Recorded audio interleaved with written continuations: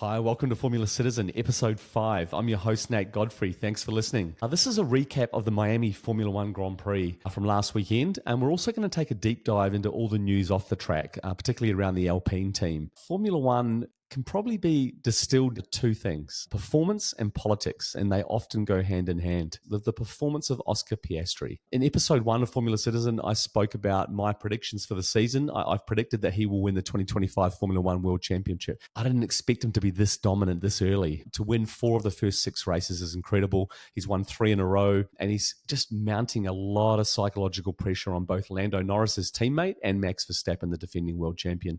Episode 4 of Formula Citizen, I titled, Oscar is becoming a serial Formula One race winner. And that's what we're seeing. He's got momentum on his side. I want to talk about politics as well. As I said, the Alpine team has had a fair bit of breaking news in the last week with the announcement that their second driver, Jack Doohan, has been terminated. He's been replaced by Franco Colapinto from Argentina, the reserve driver, who was signed in the off-season. At the same time, the announcement that the team principal, Ollie Oakes, has also left the team. Are they related? Possibly. Is there more to this story than we're aware of yet in the media? Absolutely. There's some rumors just circulating in the last couple of days that Ollie may be the heir to the Red Bull leadership. Now, in a previous episode, episode 3 of Formula Citizen, I posed the question that was Red Bull at the end of their dynasty? What were we seeing a decline in performance on and off the track? If the answer is yes, then the obvious response to that is to rebuild, right? And you rebuild with new leadership. There's a lot of senior figures that have left that organization, and maybe this is the start of that process of Christian Horner putting some support around himself, possibly a restructure where he'll sit there as CEO, more involved in the parent company, very much like Zach Brown, who takes care of the media, who takes care of the politics, who leads the organization, but on a race weekend, there's a team principal in place to manage on-track performance. So maybe that's the role of Ollie Oakes. Let's wait and see how that plays out. But clearly there's some rumors there around why he's walked out of Alpine at short notice. We'll talk more about Jack Doohan and Franco Colapinto throughout this podcast. I wanted to start by speaking about some of the news before the race weekend that the Miami Grand Prix has been extended until 2041. This is great news. This is a great race. This is on my list, on my bucket list of races to visit. If you're a fan listening, and let me know your thoughts. But for me, Miami is kind of one of the top 3 destinations that I want to visit. It's just got a vibe about it. I don't know if it's the track, which just creates some really exciting racing. I don't know if it's the stadium, the Hard Rock Stadium and the precinct around it, which creates an opportunity to activate, or it's just the city and just Miami generally. It's just got this really good energy about it.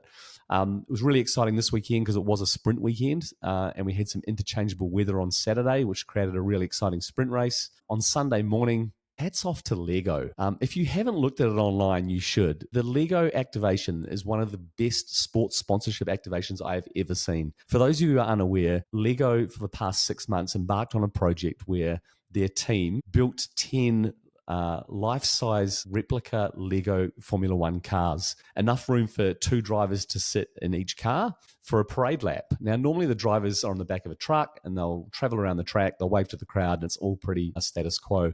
This was really exciting. And I'm sure Lego got incredible penetration and cut through in terms of their marketing. They were really promoting these small replica Lego cars. I've got one sitting above me right here. I've got an McLaren. I built one with my daughter, but this was a great activation. Over the last week, I also looked at The Seat, which is a new documentary featuring on Netflix. If you haven't watched it, I highly recommend it.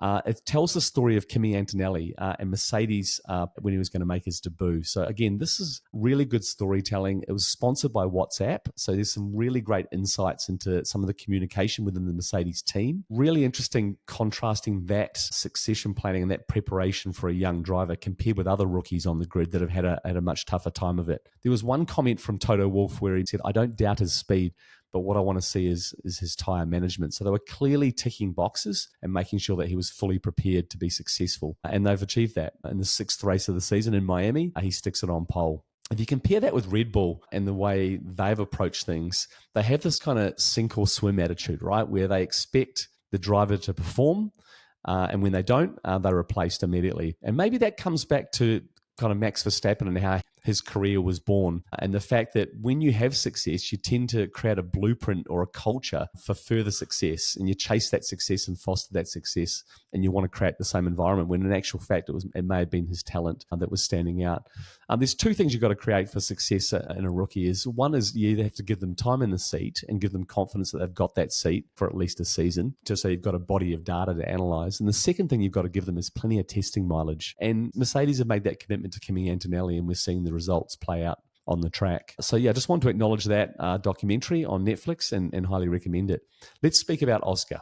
3 wins in a row, 6 wins in his career, 1 more than Lando. He now holds a 16-point lead in the championship. He asked the question before he overtook Max Verstappen, where he said to his engineer, does Verstappen have damage or a penalty? And his engineer responded, not yet, but they're looking at it, Oscar. They're looking at the turn 2 incident. This is a guy who, before he decides to pass Max, is just weighing up whether he needs to even make the pass or whether he just needs to close the gap, assessing all of his options and understanding the risk around passing Max. It's very similar to the previous race. We didn't speak about it specifically, but in Jeddah, in Saudi Arabia, on the first corner, he's placed his car in a position where he's forced Max to surrender or take a penalty. And this is what he's starting to do. He's starting to understand where he can place his car safely and where he can't. So he's got confidence when he's going wheel to wheel with Max Verstappen that he can put the car in the right places and get a positive result. If you compare that with Lando, and we've talked about this for months now, he has this first lap weakness when he's on pole or he's at the front of the grid, this ability to hold position. And he did it again on the weekend, right?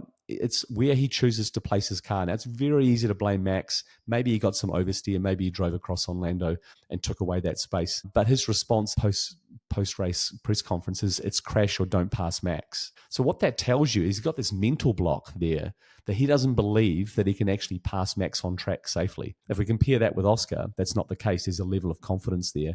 So really interesting at the moment that Lando is struggling to come to terms with how to go wheel to wheel with Max. Is Max racing Oscar and Lando differently? Yeah, possibly. Maybe he's got a little bit more respect for Oscar. Maybe he understands that Oscar's a bit more clinical in his approach. Andreas Stella, the boss of McLaren, even spoke about the fact that Lando should have backed out. He could have backed out in the turn 2, the first lap of the race in Miami against Max, and chose not to. And then the response is dramatic. There's this whole piece, he would have put me in the wall, he would have put me over the fence. It's just a lot of drama and a lot of emotion attached to his post-race comments. And then Damon Hill's gone on to add commentary where he said, there is a penny that needs to drop for Lando. He is putting himself in vulnerable positions. He still says things like, I want to be the nice guy. Well, it's not about being nice. It's about being effective. It's about being clinical. Max is never going to give it to you. This is a Formula One world champion making these comments. If Lando doesn't adapt and doesn't take this step, then we're going to see a runaway season for me. Oscar's going to continue to pile on pressure. I believe there'll be a response, as I talked about in the last podcast. We're seeing this psychology, right? There's nothing between these drivers at the highest level. And we're seeing this psychological swing. And I believe at some point Lando will make sense of this and the psychological battle will swing back the other way. But at the moment, he's got some work to do. Really interesting, Max Verstappen's wheel-to-wheel combat. We're all aware of the approach that he takes. I genuinely think he lives rent-free in Lando's head now, given the number of times I've gone wheel-to-wheel. Martin Brundle's also weighed in on this commentary, right? Where he said, Max is racing Oscar differently. But with Oscar, there's this kind of genuine respect. There's a sense that he's met his match. He's found a guy who's clinical, just like him. And I couldn't agree more. We also just want to make this point. We have not seen the ruthless side of Oscar Piastri, but we will. It's coming.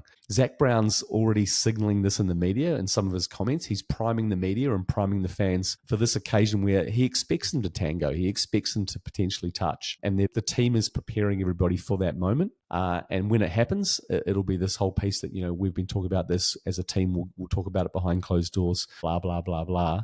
But the point is they know it's coming. And as the pressure mounts, particularly on Lando Norris, we may see him make a decision that costs both drivers and costs the team, which again will add more tension. It's just building beautifully. We're 25% into the season now. It's everything that we hoped it would be. Plenty of storylines, plenty of politics, and some incredible performance. I want to move on and talk about Ferrari. A couple of weeks ago, I think in episode 3, I spoke about this really uncomfortable tension between Lewis Hamilton and his race engineer. It's probably extended beyond that now. We had a situation where Lewis Hamilton's defense, He had medium tyres, he had a much faster car, and he wanted to overtake Leclerc to have a shot at moving forward. And they waited 2.5 laps before they made that decision. And it included some really uncomfortable conversations. He's talking about, I'm just burning up my tyres behind him. You want me to just sit here in the whole race? And he's asking these questions of his race engineer. And then he gets a response. We want to keep the DRS for Charles. Go ahead like this. And he's like, man, you guys, this is not good teamwork. And to be fair, I'm on Lewis's side with this one, right? He in China clearly understood the team situation. He pulled aside. He let Charles through. He made that call as the driver. And Charles, in this situation, had the option to pull aside. He was understood that Lewis was on a different strategy. And again, they're just not working together. There's just this lack of strategy, lack of coordination, lack of conviction around their decision-making and communication, which is really impacting the team. And the pressure has surely got to be growing on the team principal, Fred Vasseur. They eventually agreed to swap positions, but at that point, his tyre performance had been compromised. And clearly, there would have been a really strong debrief after that race performance. Also, I want to speak about Williams. Scored 12 race points on Sunday. Yes, they missed out on some points on Saturday. They were very unlucky with the safety car, but both drivers capable of scoring regular points. A much improved car performance this year, which they're capitalising on, holding down 5th position in the Constructors' Championship. James Vowles and the team clearly doing an incredible job. I'm just wondering on that Williams performance, will they actually start to invest a little bit more resource and time into the 2025 car to ensure that they hold 5th or potentially chase down 4th place in the Constructors' title? All right, let's talk about Alpine. I want to spend some time on this one. There's a history here that we need to share. Flavio Briatore is currently the executive advisor to the CEO, Luca Di Maio, the CEO of Renault, the Renault Group, one of the biggest automotive groups in the world. He is a former Formula One legend of the sport, former team principal of the Renault team when they were Benetton in the early 90s, and they won 2 titles with Michael Schumacher as their driver. And then in the early 2000s with Fernando Alonso as their driver, they won another 2 titles. So Flavio Briatore has brought a lot of success to this team. He's been brought back as an advisor, but he comes back with a kind of a shadow over him. In 2008, he was involved in Crashgate, one of the most infamous moments in Formula One history. He was given a life ban for ordering the second driver in the team to deliberately crash the car to allow Fernando Alonso to win the race. A few years ago, the French courts overturned this ban, and he was brought back as an executive advisor to the CEO. The CEO has been in charge since 2020, but before that, they have a very sketchy past because the previous CEO, Carlos Ghosn, was found guilty of fraud. And in the last few years, they've had 6 Formula One bosses in 5 years. They recently sold a 24% minority share in the team to a group of investors that includes Patrick Mahomes, Travis Kelce, Rory McIlroy, and Ryan Reynolds. Now, with all this money coming in this resource, the team is generally underperforming. They made the decision in the last few months to stop producing the Renault engine, and from 2026, they've signed a contract to take an engine from Mercedes. The question has to be asked if Flavio Briatore has been brought in to prepare this team for sale. Are we going to see an acquisition or at least a majority share of the team sold? It would suggest so, given the decisions around the driver. The fact that Franco Colapinto has been bought in comes in with a lot of Argentinian money. He's backed by an Argentinian or South American energy drink company. He has a huge social media follower base. That decision is commercially motivated. It wouldn't be a bad time to be selling a Formula One team. As I've talked about previously, the sport is peaking in terms of fan engagement and fan reach. The Formula One movie comes out next month. Like, the sport is at an all-time high. So to have a Formula One license and potentially look at selling a majority share or all of the team to another bidder could make good business sense. Flavio Briatore clearly has a mandate from the CEO. And he is now the kingmaker of this team and the caretaker of this team. He is the interim team principal. And again, a lot of challenges on and off the track for that team at the moment. Just to close out, I want to speak about Ollie Oakes, who's the team principal of Alpine. There's a lot of rumours that he liked Jack Doohan. He wanted to see Jack stay in that seat a little bit longer. They have a history together. Was that part of the reason why he left? Yeah, possibly. But there's clearly more to that story as well than we've currently seen play out. We talked about this earlier on at the top of the podcast around the work that Red Bull need to do to rebuild. And they've lost a lot of key figures, senior figures within the organisation. Christian Horner's looking to restructure. He's looking to bring in new leadership. Ollie Oakes and Christian Horner have a history of working together. Is he going to bring in a new team principal, and Christian Horner will transition to a CEO role where he's more focused on the marketing of the Red Bull brand, the politics, the leadership of the parent company, etc. Perhaps that's a plan. It's been 20 years that he's been in the role, so there may be a succession plan in place. We'll just have to wait and see. But one of the interesting things for me is that because Ollie Oakes has walked out of this team effective immediately, he doesn't have any gardening leave to serve. There's no restraint of trade. My understanding is that he could very quickly sign a contract with Red Bull and enter that organization. There's clearly more to the story than has played out in the media at this stage. And I believe that over the next few months, we'll understand the full picture. That's a quick snapshot of the Miami Formula One Grand Prix and everything that's happening in the world of Formula One. Look forward to reporting back to you over the next few weeks. We've got a busy month ahead with a triple header, and the next race is in Imola. Can't wait. Look forward to speaking to you soon.